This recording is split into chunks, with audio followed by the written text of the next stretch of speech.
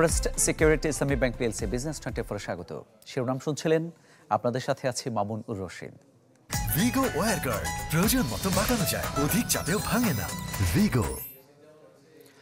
আমদানি কমিয়ে বৈদেশিক মুদ্রার রিজার্ভ ঠিক রাখার সরকারি কৌশলের নেতিবাচক প্রভাব জিডিপি প্রবৃদ্ধিতে, যার পূর্বাভাস আইএমএফ ও বিশ্বব্যাংকের হিসেবেও। বিশেষজ্ঞরা বলছেন, সংকট কাটাতে বাড়াতে হবে রাজস্ব আয় ও সরকারি বিনিয়োগ।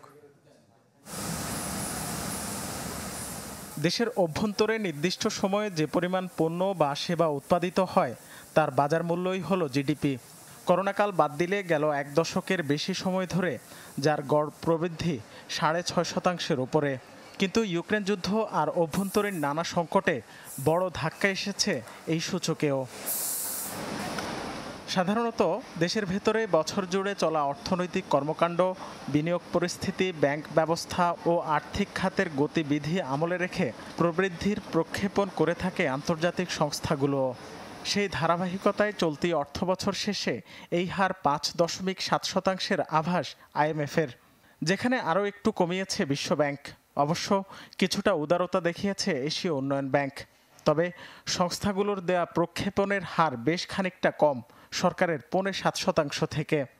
ইনফ্লেশন যত না ক্ষতি করছে তার চেয়ে বেশি প্রবৃদ্ধির জন্য ইম্পোর্টটা ক্ষতি করছে। 10-20টা প্রোডাক্ট সিলেক্টিভলি কন্ট্রোল করা যায়, কিন্তু পাইকারিভাবে আমদানি সংকোচন করলে কিন্তু গ্রোথ, ইন্ডাস্ট্রিয়াল গ্রোথটা এফেক্ট করবে এবং জিডিপি গ্রোথটা এফেক্ট করবে।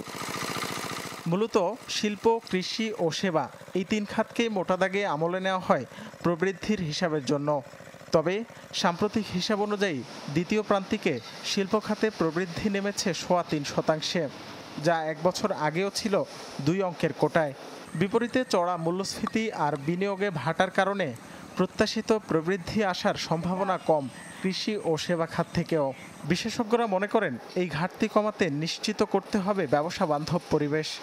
টাকা বাইরে পাঠাচ্ছে সেটা রোধ করতে হবে, এবং ব্যাংকিংয়ে যে ফিনান্সিয়াল ক্রাইসিস আছে সেইটা, নন পারফর্মিং লোন উদ্ধারের যে নেসেসিটি আছে সেগুলো যদি কার্যকরী করতে পারে এবং সেইটার ভিত্তিতে যদি ইন্টারেস্ট রেটটাকে কন্ট্রোল করতে পারে এবং ক্রেডিট, প্রোডাক্টিভ ক্রেডিট যদি বাড়াতে পারে, তাহলে এইসব পদ্ধতিতে সফল হলে পরে তাহলে গ্রোথ রেট একটু বাড়বে। অবশ্য আসছে অর্থবছর 6.5% আভাস দিয়ে রেখেছে আইএমএফ। রাকিব হোসেন, চ্যানেল 24, ঢাকা। খেলাপি ঋণের প্রকৃত অঙ্ক জানতে আরও নিবিড়ভাবে গবেষণার পরামর্শ দিয়েছেন অর্থনীতিবিদ রেহমান সোবহান। এক বই প্রকাশ অনুষ্ঠানে তিনি বলেন, ব্যাংক খাতের বর্তমান দুর্বলতার পেছনে কেন্দ্রীয় ব্যাংকের নীতি ও প্রাতিষ্ঠানিক ব্যর্থতা অনেকাংশে দায়ী। অনুষ্ঠানে অন্য বক্তারা বলেন, বিশেষ গোষ্ঠীর চাপের কারণে সংস্কার কার্যক্রমে গতি আসছে না। বাংলাদেশের উন্নয়নের নানামুখী দিক নিয়ে রচিত বইয়ের মোড়ক উন্মোচন অনুষ্ঠানে ঘুরে ফিরে আলোচনায় উঠে আসে সাম্প্রতিক অর্থনৈতিক বাস্তবতা, বিশেষ করে ব্যাংক ব্যবস্থা ও আর্থিক খাতে সুশাসন নিশ্চিত না হওয়ার সমালোচনা করেন বক্তারা। বলেন, বিশেষ গোষ্ঠীর ক্ষমতার অপব্যবহার ও রাজনৈতিক সদিচ্ছা না থাকায় গতি পাচ্ছে না সংস্কার কার্যক্রম। Allow the special economic zone to perform better, to attract large-scale FDI, or even to have a cost-effective or time-effective implementation of the public infrastructure projects. As we continue with the current tariff regime, as long as we do not rationalize the tariff structure, there will be no traction in export diversification. Financial সেক্টরের good গভর্নেন্সের উপযুক্ত করতে না পারলে financial chaos হয়ে যাবে, এবং financial chaos হলে development নষ্ট হয়ে যাবে। বক্তারা বলেন, দেশের অর্থনৈতিক আয়তন বাড়লেও সমান্তরালে পাল্লা দিয়ে বড় হচ্ছে না প্রাতিষ্ঠানিক সক্ষমতা, যার ফলে প্রশ্ন উঠছে টেকসই উন্নয়ন নিয়ে। এ সময় অর্থনীতিবিদ রেহমান সোবহান সমালোচনা করেন ঋণ পুনঃতফসিলের সুযোগ রাখার। Down payment of 5 or 10%, I forget the number, on his defaulted loan will be permitted to contest the election. And this natak then went on in every successive election. অনুষ্ঠানে প্রধানমন্ত্রীর অর্থনৈতিক উপদেষ্টা ডক্টর মশিউর রহমান বলেন, খেলাপি ঋণের বড় একটা অংশ পুঞ্জীভূত হয়ে আছে গুটি কয়েক মানুষের কাছে। ফলে বিনিয়োগের জন্য পর্যাপ্ত অর্থের যোগান নিয়ে চ্যালেঞ্জে পড়েছে ব্যাংকগুলো। জানান, প্রাতিষ্ঠানিক দুর্বলতা ও দুর্নীতি রাতারাতি বন্ধ করা কঠিন। Corruption becomes a kind of total failure package. I mean, it is failing, there must be something wrong, something corrupt, something bad. It is very difficult to change it overnight.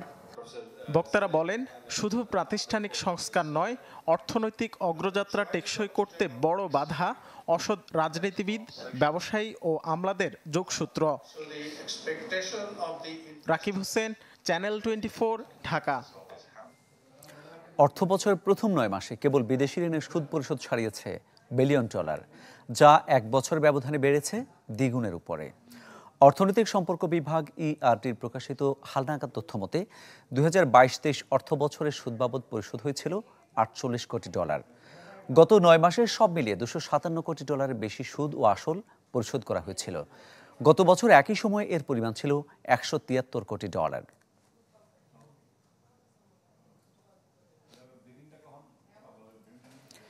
April মাসের প্রথম 19 দিনে দেশে বৈধ পথে প্রবাসী আয় এসেছে $128 কোটি 15 লাখ। বাংলাদেশ ব্যাংকের সবশেষ প্রতিবেদনে এমন তথ্য উঠে এসেছে। প্রতিবেদন অনুযায়ী এই সময় রাষ্ট্রীয় মালিকানাধীন 6 ব্যাংকের মাধ্যমে এসেছে $11 কোটি, আর বেসরকারি ব্যাংকগুলোর মাধ্যমে এসেছে $108 কোটি 81 লাখ। বিশেষায়িত ব্যাংকের মাধ্যমে $7 কোটি 90 লাখ দেশে পাঠিয়েছেন প্রবাসীরা। অন্যদিকে বিদেশি ব্যাংকের মাধ্যমে এসেছে $39 লাখ।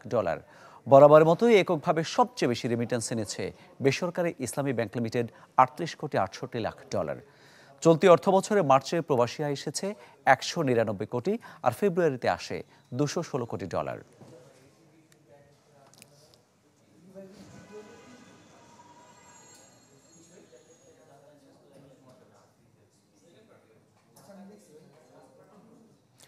দর্শক, বাজার দরের খবর জানাবো আপনাদের। রাজধানীর মহাখালী কাঁচা বাজার থেকে যুক্ত হচ্ছেন সহকর্মী মইনুল হাসান।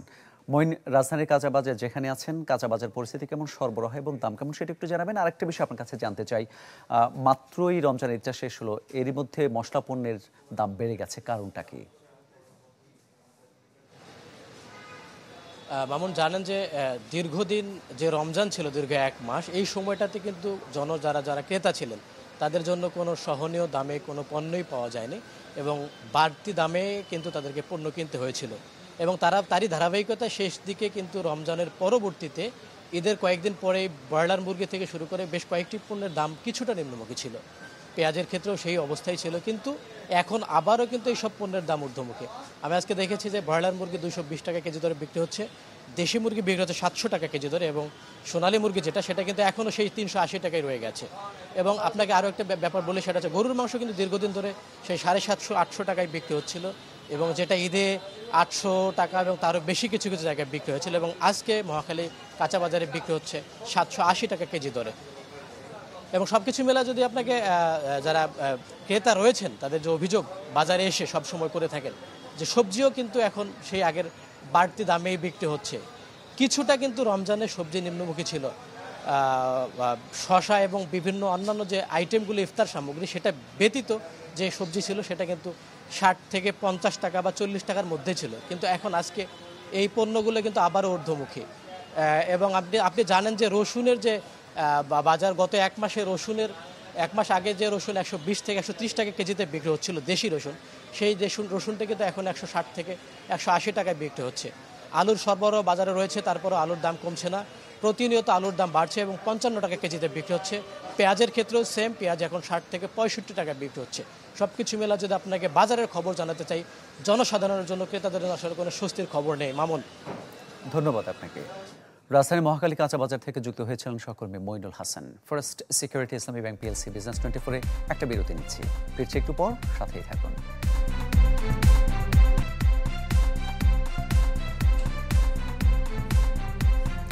দেখছেন ফার্স্ট সিকিউরিটি ইসলামী ব্যাংক PLC বিজনেস 24। তীব্র গরমে জমজমাট এয়ার কুলার, ফ্যান ও এসির বাণিজ্য। বছর ব্যবধানে 30% পর্যন্ত বিক্রি বেড়েছে এসব পণ্যের। তবে এসব কিনতেও ক্রেতাদের গুনতে হচ্ছে বাড়তি অর্থ।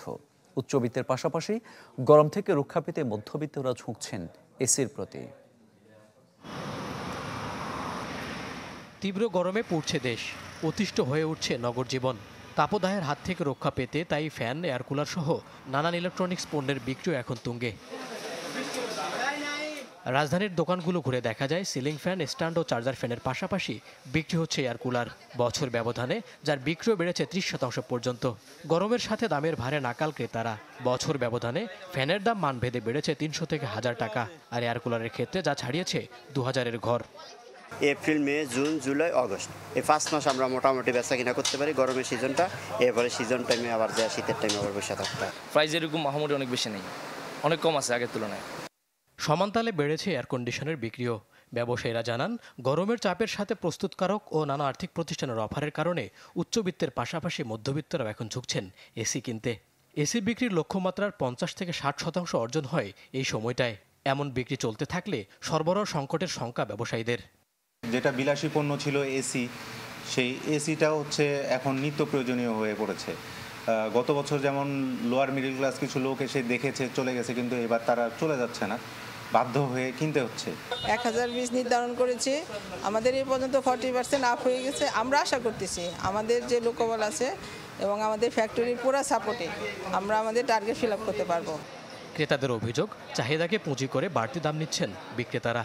আর ব্যবসায়ীদের দাবি, ডলার সংকট সহ নানা কারণে বাড়াতে হয়েছে পণ্যের দাম। কিনতেছি অনেক বেতাল গরমে তো ঠিক থাকা যাচ্ছে না। ছোট একটা নিলাম, ছোট বাচ্চা আছে তো, মশুরের মধ্যে দিলে মোটামুটি যা চলা যায় আর কি। হ্যাঁ, বাড়তি তো একটা চাপ অবশ্যই, কারণ ফাইন্যান্সিয়াল দিক থেকে তো একটা চাপ আছে।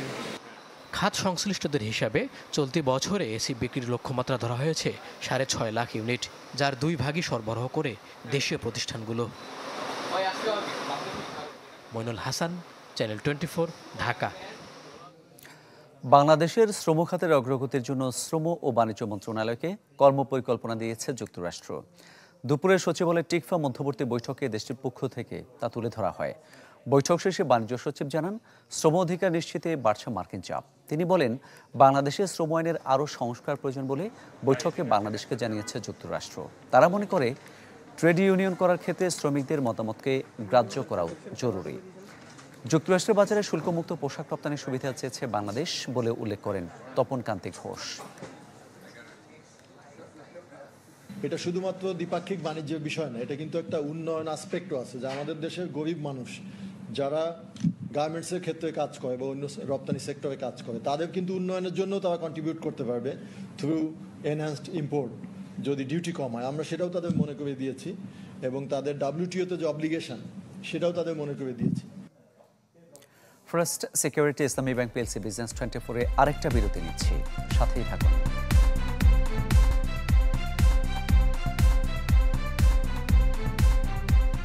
দেখছেন ফার্স্ট সিকিউরিটি ইসলামী ব্যাংক পিএলসি বিজনেস 24। মধ্যপ্রাচ্যের চলমান সংঘাত, ফেডারেল রিজার্ভের সুদহার ও ভূ রাজনৈতিক নানা ঘটনাকে ঘিরে আন্তর্জাতিক বাজারে বেড়েই চলেছে স্বর্ণের দাম। সম্প্রতি আউন্স প্রতি স্বর্ণের দাম পৌঁছেছে $2400। বিশ্লেষকরা বলছেন, এমন অবস্থা অব্যাহত থাকলে আগামী 5 বছরে এ হার ছাড়িয়ে যাবে $3000 ঘর।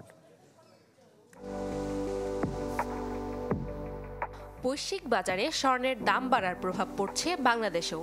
ভরি প্রতি স্বর্ণের দাম পেরিয়েছে লাখের ঘর। প্রতিবেশী দেশ ভারতেও রেকর্ড উচ্চতায় পৌঁছেছে মূল্যবান ধাতুটির দাম। investing.com-এর তথ্য বলছে, আন্তর্জাতিক বাজারে প্রতি আউন্স স্বর্ণের দাম ছাড়িয়েছে $2424, যেখানে 1 মাস আগেও পণ্যটি বিক্রি হয় আউন্স প্রতি $2161। ফলে এই সময়ের ব্যবধানে দাম বেড়েছে $263 বা 12.5%। 1 বছর আগে যা বিক্রি হয় প্রতি আউন্স $1980। মূলত গেল 2 মাসে সবচেয়ে বেশি বাড়ে পণ্যটির দাম। আর গেল 26 ফেব্রুয়ারি প্রতি আউন্স $2025 বিক্রি হলেও এই সময় তা বাড়ে $400। সম্প্রতি ইরান ও ইসরায়েলের মধ্যকার উত্তেজনাকে কেন্দ্র করে স্বর্ণের বাজার হয়েছে আরও ঊর্ধ্বমুখী। বিশ্লেষকরা বলছেন, রাজনৈতিক অস্থিরতায় নিরাপদ সম্পদ স্বর্ণ, যা মজুদে বাড়ছে বিত্তশালীদের নজর। এছাড়াও চলমান ইসরায়েল ফিলিস্তিন সংঘাত, লোহিত সাগরে পণ্য পরিবহনে ব্যাঘাত ঘটায় নিরাপদ বিনিয়োগ হিসেবে দেখা হচ্ছে মূল্যবান এই ধাতুকে। এমন অবস্থা অব্যাহত থাকলে স্বর্ণের দর আরও বাড়ার শঙ্কা করছেন বিশ্লেষকরা। দেশে দেশে কেন্দ্রীয় ব্যাংকগুলোর স্বর্ণ কেনার প্রবণতা বাড়িয়েছে দামের প্রবাহ। বৈশ্বিক উত্তেজনা আর গ্রিনব্যাকের কারণে যা শুরু মূলত গেল বছর থেকেই। ট্রেডিং ইকোনমিক্সের তথ্য বলছে এবছর স্বর্ণের দাম ছাড়াতে পারে প্রতি আউন্স $2500, আর আগামী বছর যা দাঁড়াবে $3000 ঘর। নাদিয়া ইসলাম তুলি, চ্যানেল 24। এই ছিল ফার্স্ট সিকিউরিটি ইসলামী ব্যাংক পিএলসি বিজনেস 24-এর এখনকার আয়োজন। এতক্ষণ সাথে থাকার জন্য সবাইকে ধন্যবাদ।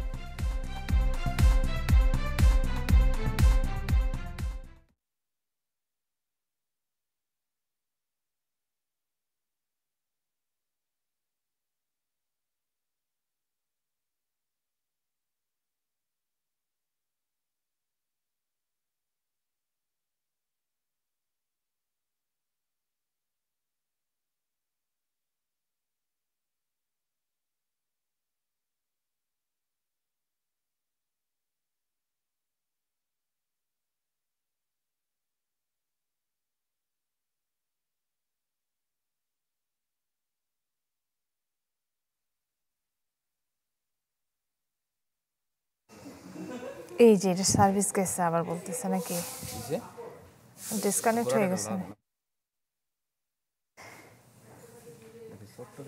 হ্যাঁ শুনতে পাচ্ছি ভাইয়া। Same to you. আজকে আপনার সাথে